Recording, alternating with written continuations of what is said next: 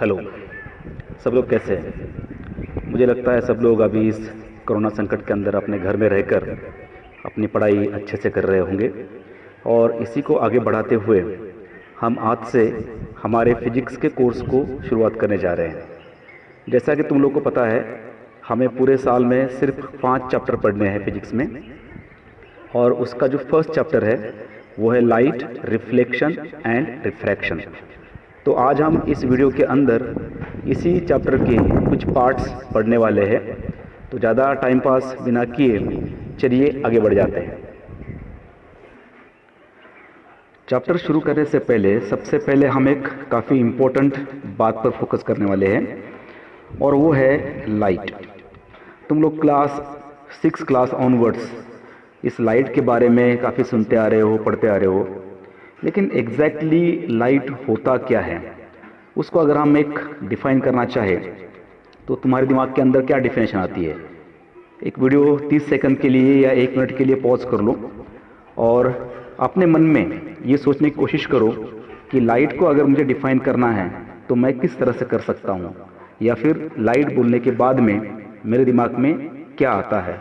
थोड़ा video pause कर लो और अपने मन में ये डेफिनेशन पहले बना लो इसकी क्या है। तो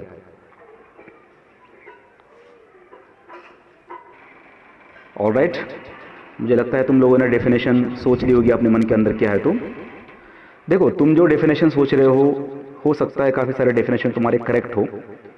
टेक्निकली अगर हम लाइट को डिफाइन करना चाहे तो लाइट को हम इस तरह से डिफाइन कर सकते हैं, it is one form of energy which enables us to see the things around us.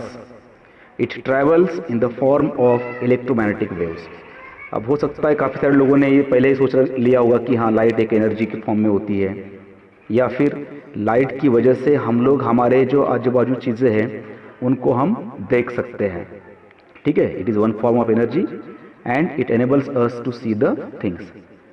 मुझे लगता है किसी ने भी ये बिल्कुल सोचा नहीं होगा कि लाइट एक इलेक्ट्रोमैग्नेटिक वेव भी होती है।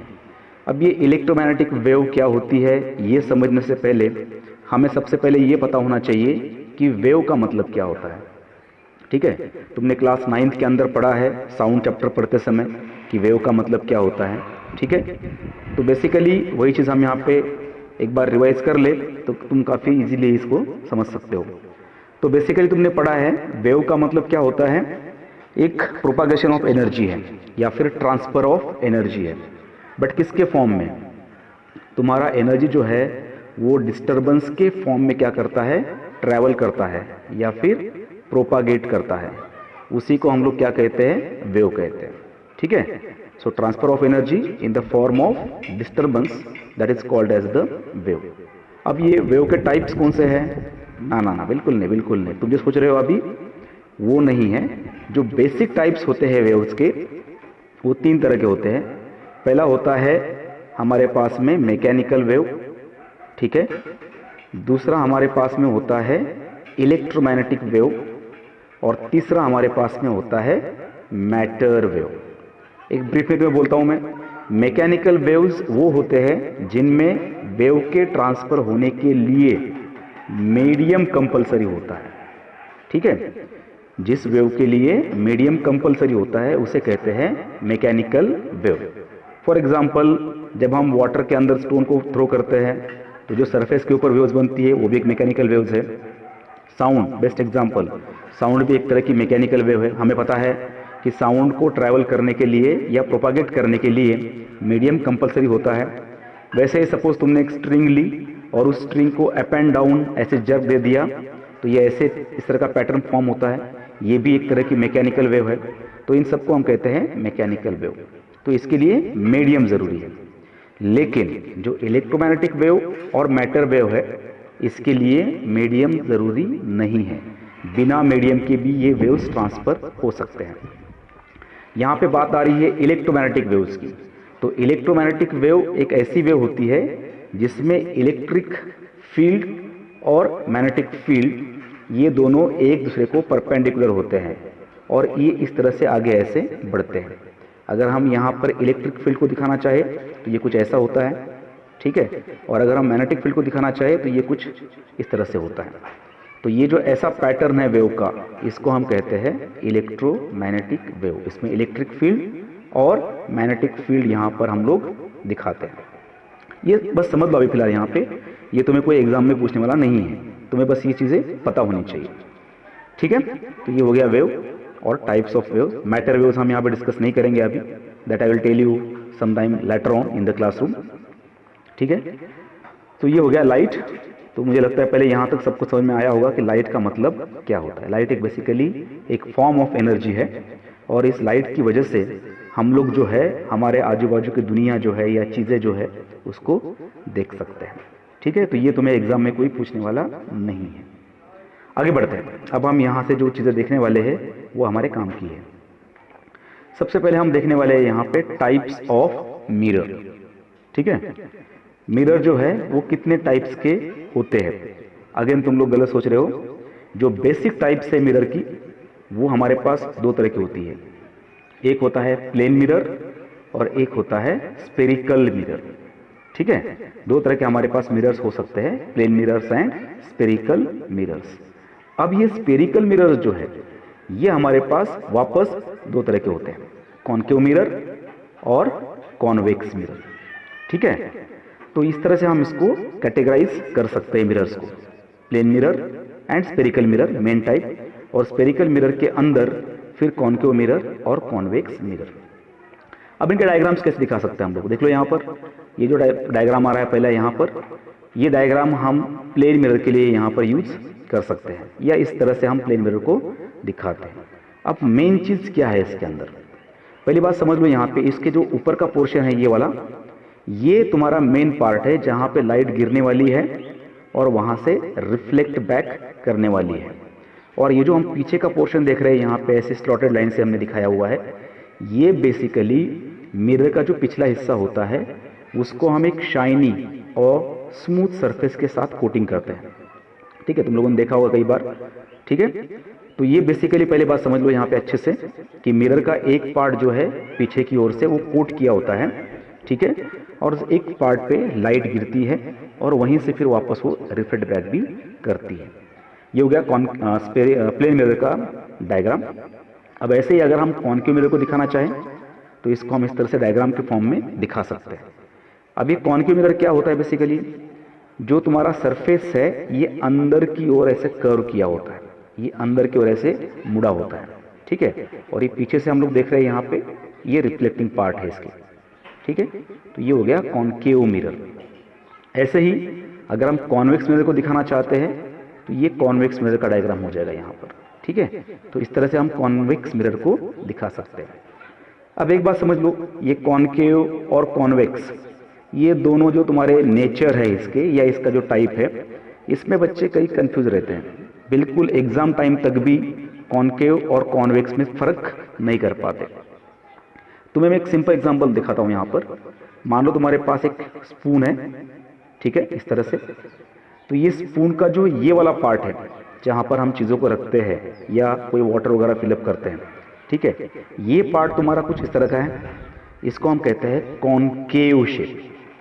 और जो स्पून का पीछे का हिस्सा है ये ऐसे बाहर की ओर मुड़ा होता है कुछ इस तरह से, ठीक है। तो इसको हम कहते हैं कॉन्वेक्स शेप या कॉन्वेक्स टाइप।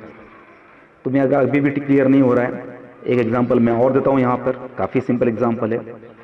मान लो हमारे पास दो पर्सन्स है, एक है ए और एक है बी। ए काफ़ी मतलब भूखा टाइप का है, कुपोषित है, उसका तरफ पेट देख लो, वो पेट कुछ इस तरह से हो सकता है, ठीक है। वही एक बी पर्सन है जो काफ़ी मान लो खाता पीता है, काफ़ी हमेशा खाना पीना करते रहता है, तो उसका पेट जो है वो मान लो कुछ ऐसा हो रहा है, ठीक है। तो ये हम कहेंगे कॉन्वेक्स। और ये पहले वाला जो था बेचारा है ना कुछ इस तरह का, इसको हम कहते हैं कॉनकेव, ठीक है। तो इस तरह से इसको अगर तुम याद रखते हो तो भी तुम इसको इजीली आइडेंटिफाई कर सकते हो कि कॉनकेव कौन सा है और कॉन्वेक्स कौन सा है, ठीक है। तो यहाँ तक सबको क्लियर हो गया कि प्लेन मिरर्स कैसे दिखाते हैं और स्फेरिकल मिरर्स कैसे दिखाते हैं, ठीक है। अब हमें क्या करना है, यहाँ पर स्फेरिकल मिरर्स के लिए कुछ बेसिक टर्म्स होती है, उन बेसिक टर्म्स को हमें पहले यहाँ पे सीखना है, ठीक है। अब ये कौन से हैं वो हमें पढ़ना है। सबसे पहले जो स्फेरिकल मिरर होता है उसको हम किसी बड़े इमेजिनरी स्फीयर का एक पार्ट मान सकते हैं। The spherical mirror can be assumed as the part of an imaginary sphere, ठीक है। कुछ इस तरह से मान लो ये एक बड़ा सा स्फीयर हमारे पास में है और इस स्फीयर में से काटकर हमने कुछ इस तरह का मिरर यहाँ पे बना लिया, ठीक है, इतना पार्ट या फिर ये वाला पार्ट, ठीक है। तो इसको हम एक मिरर की तरह ले रहे हैं, ठीक है। तो बेसिकली ये एक बड़े स्फीयर का पार्ट है, ऐसा हम एज्यूम कर सकते हैं और उससे जो है हम जो यहाँ पर है स्फेरिकल मिरर्स को कंसिडर कर सकते हैं, ठीक है। अब आगे बढ़ते हैं, ठीक है। अब हमें पढ़ना है एक नया टर्म यहाँ पर, सेंटर ऑफ कर्वेचर, ठीक है। ये हमारा पहला टर्म है जो हमें पता होना चाहिए। ये सारे जो टर्म्स हम पढ़ने वाले हैं यहाँ पर ये फ्रीक्वेंटली हम यूज़ करते हैं, तो पहले समझ लो अच्छे से क्या है ये। पहला है सेंटर ऑफ कर्वेचर। देखो स्फेरिकल मिरर जो है वो हम एक इमेजिनरी स्फीयर का पार्ट मान रहे हैं, ठीक है।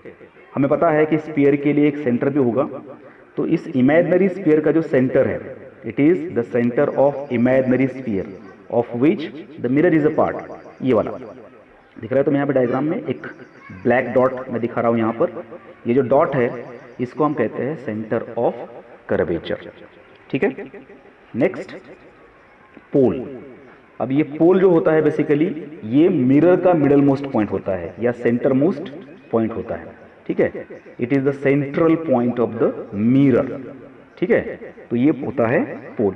अब देख लो यहाँ पर जैसे इस पहले मिरर में मैं एक रेड डॉट दिखा रहा हूँ यहाँ पर, ये हो जाएगा इसका पोल। वैसे अगर मैंने सेकंड पार्ट के लिए लिया तो ये भी इसका हो जाएगा पोल, ठीक है। तो इस तरह से हम इसको दिखा सकते हैं। तो ये हो गया सेंटर ऑफ कर्वेचर और पोल। नेक्स्ट टर्म हमारे पास आती है रेडियस ऑफ कर्वेचर। काफी सिंपल है ये भी, ठीक है। हमने क्या किया हुआ है, मिरर को हमारे किसी स्फीयर का पार्ट माना हुआ है। स्फीयर है तो रेडियस भी होगा, तो उस स्फीयर की जो रेडियस होती है इमेजिनरी स्फीयर की रेडियस, उसको ही हम क्या कहते हैं, रेडियस ऑफ कर्वेचर कहते हैं। The radius of imaginary sphere of which mirror is a part, ठीक है। इसको हम इस तरह दिखा सकते हैं, या फिर distance between centre of curvature and any point on the surface of the mirror, ठीक है। कुछ इस तरह से यहाँ पे डायग्राम में देख सकते हो, मैं यहाँ पे एक रेडियस शो कर रहा हूँ येलो लाइन से, ठीक है। या फिर इस तरह से भी ये हो सकता है। कोई भी पॉइंट हम ले रहे हैं मिरर के लिए, अगर हम सेकंड मिरर के लिए बात करते हैं तो ये कुछ इस तरह से हो सकता है, ठीक है। या फिर इस स्फीयर का रेडियस भी हम इसको क्या कह सकते हैं, रेडियस ऑफ कर्वेचर कह सकते हैं। एक बात ध्यान रखो, हम यहाँ पर स्फीयर की बात कर रहे हैं, सर्कल की बात नहीं कर रहे हैं। सर्कल अलग चीज है और स्फीयर अलग चीज है, ठीक है। आगे बढ़ते हैं। हमारा नेक्स्ट जो पार्ट है वो है फोकस। अब फोकस किसे बोलना है, देखो अगर तुम्हारे मिरर के ऊपर कोई पैरेक्सियल बीम अगर फॉल करती है, पैरेक्सियल का मतलब क्या होता है हम आगे पढ़ने वाले हैं उसको, और फिलहाल इतना समझ लो कि अगर कोई पैरेलल रेज हमारे मिरर के ऊपर फॉल करते हैं, ठीक है, तो रिफ्लेक्शन के बाद में क्या होगा, वहां पर जो तुम्हारे सारे रिफ्लेक्टेड रेज है वो किसी एक पर्टिकुलर पॉइंट पर इकट्ठा होते हैं, गैदर करते हैं, कलेक्ट करते हैं। तो वो जिस पॉइंट पर होंगे उसको हम कहते हैं फोकस, ठीक है। It is the point where all paraxial rays after reflection meets or appears to meet, ठीक है। कुछ इस तरह से मान लो हमारे पास एक कॉन्केव मिरर है, ठीक है, और इस कॉन्केव मिरर के ऊपर जब कोई पैरेक्सियल रेज फॉल करते हैं, मैंने यहाँ पे उसको शो नहीं किया है, और वो पैरेक्सियल रेज रिफ्लेक्शन होने के बाद में जिस पॉइंट पर इकट्ठा होते हैं, मान लो ये पॉइंट ये है, ठीक है, तो इसको हम कहते हैं फोकस, ठीक है। इस तरह से अब तुम लोग देख सकते हैं यहाँ पर हमने सारे पॉइंट्स यहाँ पे शो किए। ये पहले पॉइंट जो हमने लिया इसको हम कह रहे हैं सेंटर ऑफ कर्वेचर। ये यहाँ पे एक दिख रहा है तुम्हें पी लिखा हुआ है, पी का मतलब यहाँ पर पोल है, और अभी जो हम डिस्कस कर रहे हैं वो ये है फोकस। जनरली ये फोकस तुम्हारा पोल और सेंटर ऑफ कर्वेचर के मिड में होता है मिरर्स के लिए। हम आगे भी इसके बारे में पढ़ने वाले हैं, ठीक है। तो ये हो गया फोकस। फोकस क्या है, फोकस एक पॉइंट है, पॉइंट लोकेशन है वो जहां पर सारे तुम्हारे रिफ्लेक्टेड रेज क्या कर सकते हैं, इकट्ठा हो सकते हैं। नेक्स्ट है फोकल लेंथ। अब इसके नाम में ही सब कुछ दिया हुआ है, लेंथ बोला हम इसने, है ना। तो ये कौन सी लेंथ होगी हमारी, it is the distance between focus and pole. Pole और फोकस के बीच की दूरी जो है उसको हम फोकल लेंथ कहते हैं, या फिर it is the distance from the pole at which paraxial rays can meet or appear to meet. Pole से एक ऐसा डिस्टेंस है या ऐसी दूरी है जहाँ पर तुम्हारे रिफ्लेक्टेड रेज जो है वो इकट्ठा हो सकते हैं या लगता है कि इकट्ठा हो रहे हैं, उसको हम क्या कहते हैं, फोकल लेंथ। डायग्राम में देख लो, अभी मैं यहाँ पे शो कर रहा हूँ, ये जो हमारी दूरी है इसको हम कहते हैं फोकल लेंथ। ठीक है, तो जैसे तुम्हें याद रखना है उसको याद रखो। फोकल लेंथ का मतलब तुम्हें पता होना चाहिए, फोकस और फोकल लेंथ का। Then next principal axis. ठीक है, ये भी काफ़ी इंपॉर्टेंट टर्म होती है। अब ये प्रिंसिपल एक्सिस भी तुम्हारी बेसिकली क्या है, एक तरह की रेडियस ऑफ कर्वेचर है। ठीक है, लेकिन कौन सी है, the line joining pole, principal focus and centre of curvature. ये जो मैंने यहाँ पे रेड लाइन दिखाई हुई है, ये रेड लाइन किसको कनेक्ट कर रही है, एक तो है सेंटर ऑफ कर्वेचर, एक है फोकस और एक है पोल। इन तीन पॉइंट को जोड़ने वाली या उनको कनेक्ट करने वाली लाइन जो होती है उसको हम कहते हैं प्रिंसिपल एक्सिस। तो ये बेसिक टर्म्स हमारे पास में है, centre of curvature, radius of curvature, ठीक है, देन तुम्हारा focus, focal length, then pole, principal axis, etcetera etcetera etcetera. तो तुम्हें इसको सबको याद रखना पड़ेगा। अगर तुम्हें सारे टर्म्स समझ में नहीं आ रही है तो फिर से एक बार वीडियो को देख लो रिवाइड करके, नो प्रॉब्लम, लेकिन ये टर्म्स पहले क्लियर करो। ठीक है, आगे बढ़ते हैं। हम पढ़ने वाले हैं अभी relation between R and F क्या क्या है। ठीक है, आर का मतलब यहाँ पर रेडियस ऑफ कर्वेचर है और एफ का मतलब यहाँ पर फोकल लेंथ है।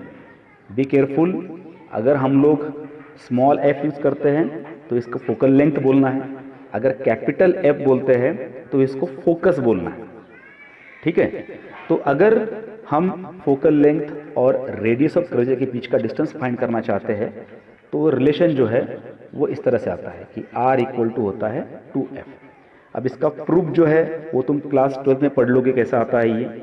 ठीक है, अभी बस इतना याद रखो कि F और R को रिलेट करने के लिए हम ये रिलेशन यूज कर सकते हैं, R इक्वल टू 2F, या फिर F इक्वल टू हम लिख सकते हैं R अपॉन 2। अब ये आया कहाँ से बेसिकली है, देखो यहाँ पर अगर मान लो मेरे पास एक मिरर है, ये इसका प्रिंसिपल एक्सिस है, ये सपोज इसका C है, ये इसका F है और सपोज यहाँ पर इसका पोल है। तो जैसे तुमको मैंने पहले बताया था कि तुम्हारा फोकस बेसिकली कहाँ पे होता है, C और P के मिड पॉइंट में होता है। तो ये C से लेकर पोल तक का डिस्टेंस हम क्या ले रहे हैं, R ले रहे हैं, उसको हम कहते हैं रेडियस ऑफ कर्वेचर। तो R का आधा क्या मिल रहा है हमें यहाँ पे, ये F मिल रहा है। ठीक है, तो इसलिए हम लोग क्या कर रहे हैं यहाँ पर R इक्वल टू लिख रहे हैं 2F। ये इतना यहाँ पर F है और इतना भी क्या होगा फिर F होगा, मतलब ये F और ये F, इससे क्या बन रहा है हमारा R बन रहा है, इसलिए हम R को लिख सकते हैं 2F। ठीक है, और फिर F इक्वल टू हम लिख सकते हैं R अपॉन 2। तो ये बेसिकली यहाँ पर रिलेशन है F और R के बीच में। ठीक है, तो आज के चैप्टर में क्या पढ़ा हमने, बेसिकली लाइट क्या होता है, मिरर के टाइप्स कौन से होते हैं, ठीक है, और उसके अलावा जो रिलेशन है वो रिलेशन क्या क्या है वो हमने आज के इसमें पढ़ा है। ठीक है, तो इस आज के वीडियो के लिए इतना ही काफ़ी है।